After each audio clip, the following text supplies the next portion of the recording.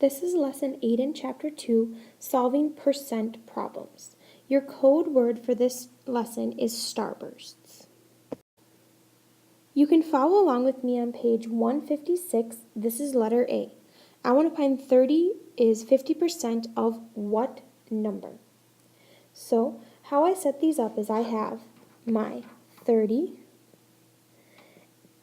and I already know that 50% means 50 out of 100, because we learned that in previous chapters. So I want to figure out what this number is right here.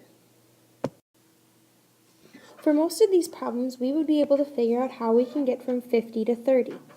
Well, we can't really divide 50 by anything perfectly to get to 30, or multiply 30 by anything to get to 50. So let's simplify 50 out of 100. I can divide both of those by 50. 50 divided by 50 is 1. 100 divided by 50 is 2. So 30 out of what we're looking for is the same as saying 1 over 2. So now I can figure out how can I get from 1 to 30? Well, I can times it by 30. So how would I get from 2 to whatever? I would multiply 2 times 30 because I have to do the same thing. 2 times 30 is 60.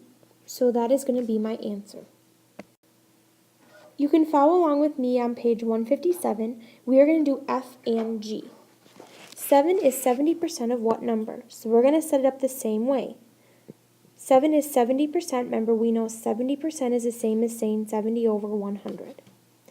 In this case, we can already do this. 70 divided by what gives me 10? Well, divided by 10. 100 divided by 10 is 10. So 70 out of 100 down to 7, my answer would just be 10. So now I want to do that same thing. 7 is 35% of what number? Well, we already know 35% is the same as saying 35 out of 100.